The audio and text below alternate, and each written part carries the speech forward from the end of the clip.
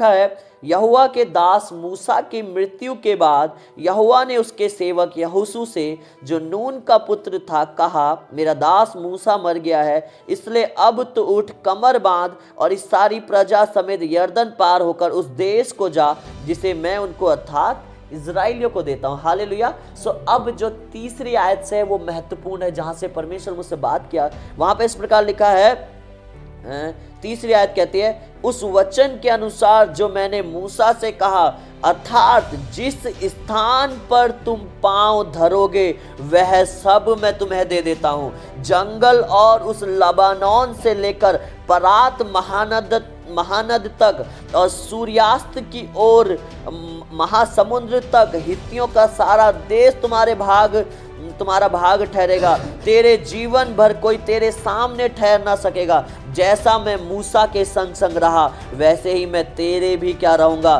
संग रहूंगा, और ना तो मैं तुझे धोखा दूंगा और ना तुझको छोड़ूंगा। आमीन, हालेलुया। सो परमेश्वर यहाँ पे बता रहा है, यहोशू से कह रहा है कि जैसे मैंने मूसा से कहा था, जो वाचाएं मैंने, जो वचन मैंने मूसा के साथ बांधे, वही मैं तेरे साथ बांधता हूं कि जिस जिस स्थान पर तू पांव धरेगा उसको तू क्या कर लेगा, अपने वश में कर लेगा, उस पर तू कब्जा कर लेगा। हालेलुया। मैं आपको बताना चाहता हूं, बहुत से लोगों के जीवन में जो है, अभी तक हमारे चर्च में बहुत से लोगों के पास खुद का जमीन नहीं है, लेकिन मैं आपको बता रहा हूं, आपको एक चीज बता रहा हूं, आपको जो जमीन पसंद है आप जाएं कल ही और वहां पे जाके बोले कि परमेश्वर, मैंने अपने पैर को रख दिया जैसे अब्राहम ने पैर को रखा, और ये जमीन तू मुझे देने जा रहा है परमेश्वर, और ये जमीन मेरी होने जा रही है यीशु मसीह के नाम से। हालेलुया। सो इस बात की घोषणा करनी है और परमेश्वर आपके जीवन में देने जा रहा है, तो वो परमेश्वर ऐसा करने जा रहा है। आपकी लाइफ में आप जिन चीजों पे कब्जा पाना चाहते हैं, चाहे वो पाप है जिसके ऊपर आप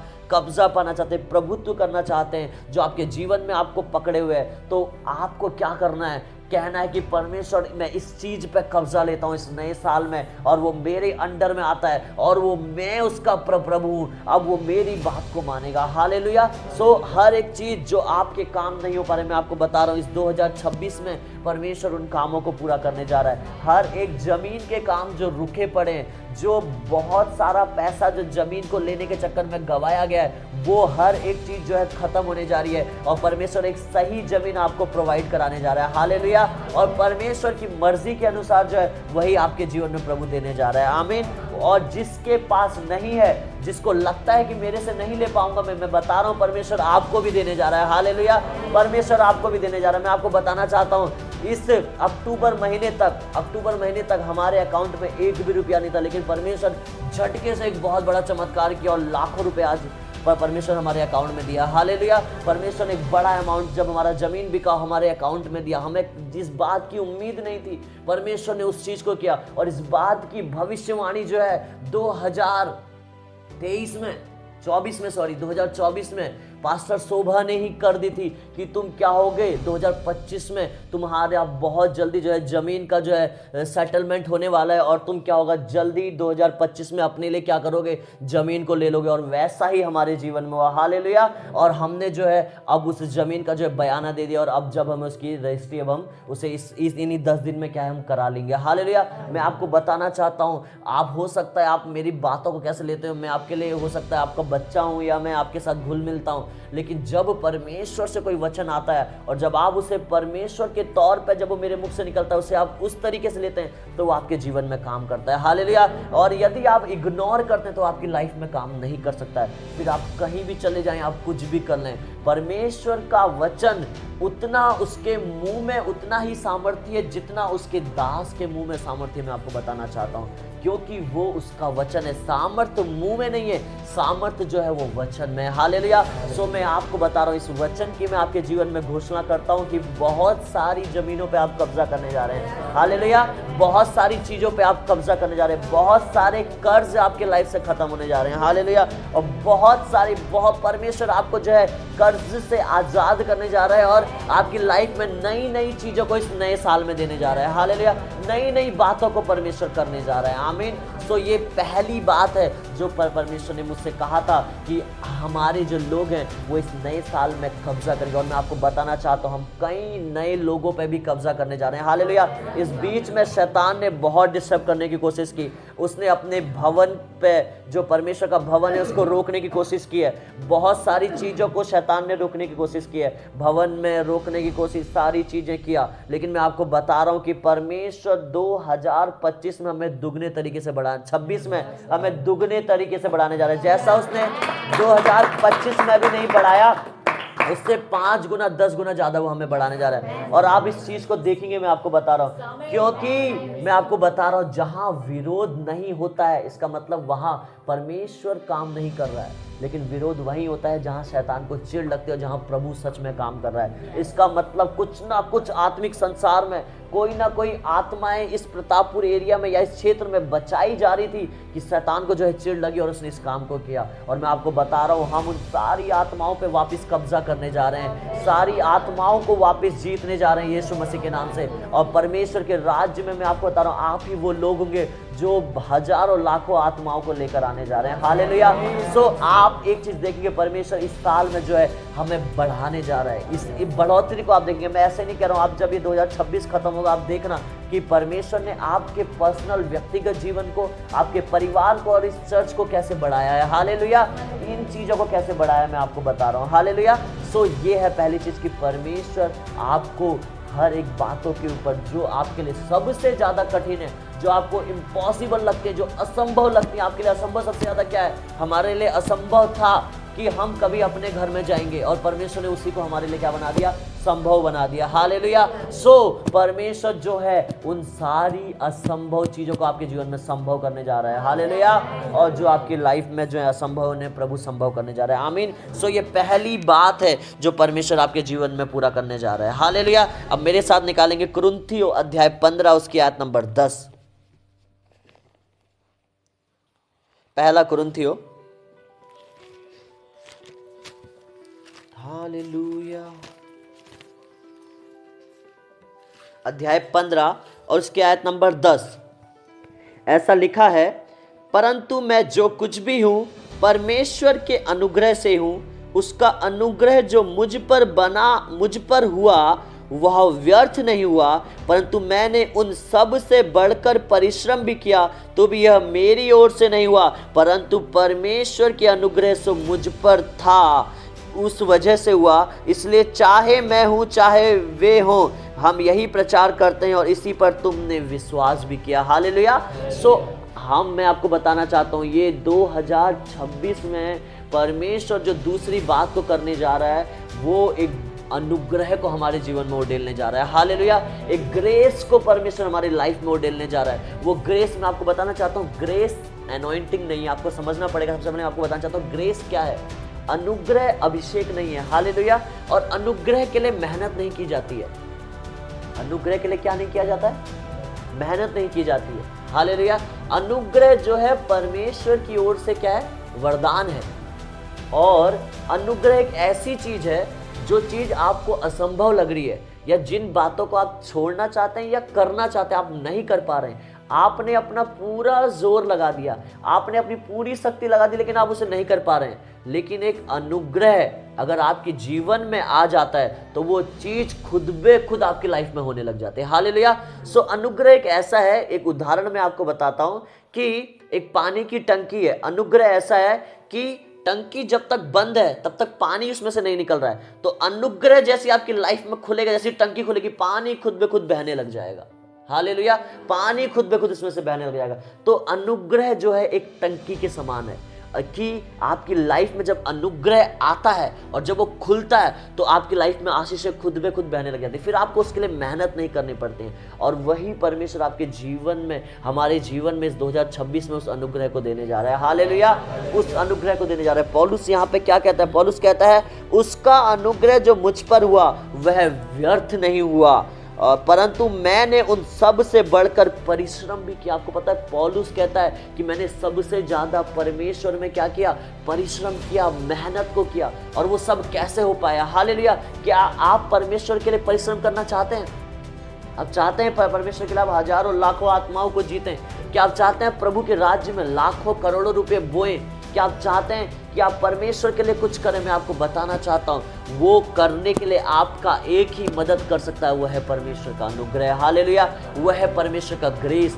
जब परमेश्वर का अनुग्रह आता है तो एक व्यक्ति जो आज के दिन जेल में है, उसे वो कल के दिन प्रधानमंत्री बना देता है। हालेलुया, एक अनुग्रह जब आता है, जो बच्चा दाऊद जो अपने भाइयों को उस युद्ध के मैदान में पानी पिलाने, खाना खिलाने ले जा रहा है, उसी क्षण वही बच्चे दाऊद के द्वारा परमेश्वर गोलियत दानव को मारने की सामर्थ्य रखता है। हालेलुया, तो यह है अनुग्रह। अनुग्रह आपके टैलेंट से नहीं है, अनुग्रह आपकी कुशलताओं से नहीं है, अनुग्रह आपकी सामर्थ्य से नहीं है, अनुग्रह परमेश्वर की सामर्थ्य है जो आपके जीवन में वरदान के तौर पे दी गई है। हालेलुया, ये परमेश्वर की सामर्थ्य है। कुछ ऐसी चीज है जिसको आप नहीं छोड़ पा रहे हैं या हम नहीं छोड़ पा रहे हैं, मैं आपको बताना चाहता हूं, ये 2026 में वो परमेश्वर हमारी लाइफ में उस अनुग्रह को दे रहा है कि वो खुद बे खुद हमारी लाइफ से भाग रही है। हालेलुया, खुद बे खुद हमारे जीवन से खत्म हो रही है। आमीन। सो वो अनुग्रह को परमेश्वर इस 2026 में हमारे जीवन में उड़ेलने जा रहा है। हालेलुया, तो ये 2026 जो है एक अनुग्रह का साल है। आप देखेंगे अपने लाइफ में, अपने परिवार में परमेश्वर के अनुग्रह को। और मैं आपको बताना चाहता हूं कि अनुग्रह जीवन में सक्रिय कैसे होता है। हालेलुया, कैसे वो कार्य करता है, इस बात को भी मैं आपको बताना चाहता हूं। अनुग्रह आपकी लाइफ में, मैं आपको बताना चाहता हूं, सबसे बड़ी चीज अनुग्रह। नया नियम जब यीशु मसीह आए, उसने कुछ नहीं किया, उसके आने से हमारे जीवन में क्या आ गया? अनुग्रह आ गया। अनुग्रह से ही हमारे पाप क्षमा हो गए, हमारे श्राप खत्म हो गए, हम बीमारी से चंगे हो गए, हमारे जीवन में सब कुछ अच्छा होने लग गया। अनुग्रह ही है जिसने हमारी लाइफ में हम यीशु मसीह को जान पाए, वो भी क्या है? अनुग्रह ही है। हालेलुया, आप मेरी बात को समझ पा रहे हैं? अनुग्रह ही है कि हम यीशु मसीह को जानते हैं। बिना उसके अनुग्रह के हम उसको जान भी नहीं सकते थे। तो अनुग्रह इतनी सामर्थ्य वाली चीज है। हालेलुया। सो अनुग्रह आपके जीवन में तब आता है या आपके जीवन में तब वो खुलता है या कार्य करता है, पहला नंबर, जब आप सबसे ज्यादा नम्र व्यक्ति होते हैं। हालेलुया, सबसे ज्यादा आप नम्र होते हैं। मैं आपको बताना चाहता हूं, नम्रता जो है वो अनुग्रह को लाती है। हम्बलनेस ब्रिंग्स अनुग्रह। Hallelujah, humbleness brings grace. तो आपको समझना पड़ेगा कि परमेश्वर का अनुग्रह आपके जीवन में तब कार्य करता है जब आप क्या होते हैं? हम्बल होते हैं। हालेलुया, आप नम्र होते हैं। नम्रता बहुत जरूरी है। मैं आपको बता रहा हूं, यदि आप नम्र हैं तो आपको कोई नहीं रोक सकता। और जब परमेश्वर का अनुग्रह आपके जीवन में आएगा ना, उसको कोई शैतान नहीं रोक सकता, कोई इंसान नहीं रोक सकता। हालेलुया, और वो अनुग्रह तभी आ सकता है जब आप नम्र व्यक्ति हैं, जब आपकी लाइफ में नम्रता है। हालेलुया, जब आप नम्र हैं। इसलिए नम्रता होनी बहुत जरूरी है, नम्रता होनी बहुत जरूरी है। हालेलुया। और अनुग्रह, दूसरी बात जो है, दूसरी बात, जब अनुग्रह आता है वो इसलिए आता है जब आपने उस वचन को देखा है। 2 आज्ञाएं जो हैं, उसमें जो दूसरी सबसे बड़ी आज्ञा है ना, कि तू अपने पड़ोसी से अपने समान प्रेम कर। इस बात से भी आपके जीवन में क्या होता है? अनुग्रह जो है सक्रिय होता है या खुलता है। हालेलुया, जब आप अपने उन लोगों को जो आपके इर्द गिर्द आपसे मिलते हैं, जुलते हैं, चर्च के हैं, बाहर के हैं, परिवार के हैं, कोई भी हो व्यक्ति, जब आप उससे अपने समान प्रेम करने लग जाते हैं, मैं आपको बता रहा हूं, अनुग्रह आपकी लाइफ में सक्रिय होने लग जाता है। हालेलुया, अनुग्रह आपके जीवन में चालू होने लग जाता है। आमीन। अनुग्रह आपकी लाइफ को सक्रिय करने लग जाता है। तो इसलिए हमें समझना है कि अनुग्रह ही से सब कुछ हो सकता है। बाइबल बताती है कि अनुग्रह ही से तुम्हारा उद्धार हुआ है, और उसको लाने का यही तरीका है। सबसे नंबर 1 यही है, सबसे मेन, कि आपकी लाइफ में नम्रता होनी चाहिए। परमेश्वर ने कहा मूसा से, तू नम्र बन तो मैं तुझे क्या बनाऊंगा? शिरोमणि बनाऊंगा। शिरोमणि का मतलब सबसे ऊंचा मैं तुझे करूंगा। हालेलुया। और लिखा है, धन्य है वे जो दीन और नम्र हैं, क्योंकि वे पृथ्वी के अधिकारी कहलाएंगे। जब आप मत्ती में पढ़ेंगे 4 या 5 अध्याय में, जहां पे धन्य वचन लिखे हैं, वहां पे लिखा है कि धन्य वे लोग जो नम्र हैं, क्योंकि वे पृथ्वी के क्या कहलाएंगे? अधिकारी कहलाएंगे। यदि आप पृथ्वी पे कब्जा करना चाहते हैं, आप अधिकार करना चाहते हैं, तो आपको नम्र होना बहुत जरूरी है। हालेलुया, नम्र बनना बहुत जरूरी है। बाइबल बताती है, इस प्रकार लिखा है नीति वचन में, कि परमेश्वर घमंडियों का विरोध करता है। हालेलुया। और इस प्रकार लिखा है कि महिमा आने से पहले नम्रता आती है, और नाश होने से पहले घमंड आता है। हालेलुया। तो यदि आप महिमा में बढ़ना चाहते हैं तो आपके अंदर नम्रता होनी बहुत जरूरी है। नम्रता होनी बहुत जरूरी है। नम्रता मतलब यह है कि आप अपने से पहले किसी और को वो स्थान देते हैं। हालेलुया। आप फिर अपने बारे में नहीं सोचते हैं, आप फिर किसी और के, दूसरे के बारे में सोचते हैं और उसके लिए उस चीज को करते हैं। आप समझ पा रहे हैं मेरी बात को? यह है नम्रता। और नम्रता से ही क्या आता है? अनुग्रह। हालेलुया। सो दूसरी ये बात है जो परमेश्वर इस 2026 में हमारे परिवारों में, हमारी कलीसिया में इसको करने जा रहा है, और वो है अनुग्रह। बहुत तायत का परमेश्वर उड़ेलने जा रहा है। हालेलुया। और हम इस साल से, मैं आपको बता रहा हूँ, ये साल से हम देखेंगे परमेश्वर हमें बढ़ा रहा है। बढ़ती को हम देखेंगे, हम कुछ भी घटते हुए नहीं देखेंगे, लेकिन परमेश्वर की बढ़ती को हम इस साल से देखेंगे। चाहे वो परमेश्वर अपनी स्पीड के अनुसार बढ़ाए जो उसने हमारे लिए रखी है, लेकिन परमेश्वर इस साल में क्या कर रहा है? हमें बढ़ा रहा है। हालेलुया। बढ़ाता चला जाएगा, हम घटेंगे नहीं, लेकिन परमेश्वर बढ़ाता चला जाएगा। आमीन। और तीसरी बात मैं आपको बताना चाहता हूं, वो है, हालेलुया, वो है deep intimacy with the Holi spirit. Hallelujah. इसको हिंदी में कहते हैं पवित्र आत्मा के साथ गहरी घनिष्ठता। हालेलुया। परमेश्वर इस 2026 में परमेश्वर पवित्र आत्मा के साथ आपके गहरे संबंध को बनाने जा रहा है। हालेलुया।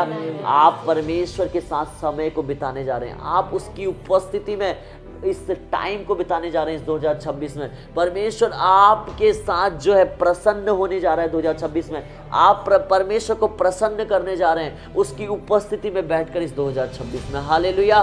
उसके लिए एक वचन को निकालेंगे, लिखा है यूहन्ना 15:4 में।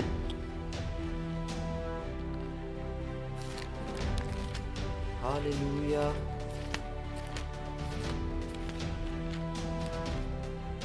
यूहन्ना 15:4 में लिखा है, तुम मुझ में बने रहो और मैं तुम में। जैसे डाली यदि दाखलता में बनी रहे तो अपने आप से नहीं फल सकती, वैसे ही तुम भी यदि मुझ में बने ना रहो तो नहीं फल सकते। मैं दाखलता हूँ। हालेलुया। तुम डालियां हो, जो मुझ में बना रहता है और मैं उसमें, वह बहुत फल फलता है, क्योंकि मुझसे अलग होकर तुम कुछ भी नहीं कर सकते। हालेलुया। परमेश्वर का वचन बताता है कि आप उससे अलग होकर कुछ भी नहीं कर सकते। इसका मतलब आप इस जीवन को भी नहीं जी सकते हैं अगर आप परमेश्वर से अलग हैं। हालेलुया। सो लिखा है, परमेश्वर कहता है मैं दाखलता हूँ और तुम क्या हो? डालियां हो। मतलब एक पेड़ देखा है, पेड़ का जो बीच वाला जो हिस्सा होता है ना, बीच वाला जो पेड़ निकलता है उसको कहते हैं दाखलता। उसका जो ऐसे पेड़ में जो निकलते हैं, मेन जो लकड़ी आप पेड़ की समझ लो, उसमें जो टहनियां निकलती हैं वो डालियां हमें। हालेलुया। अब कहने का मतलब क्या है? आपने देखा होगा जो डाली सूखने लग जाती है, आप उसे क्या क्या करते हैं? पेड़ में बने रहने देते हैं? नहीं, उसको काट के क्या करते हैं?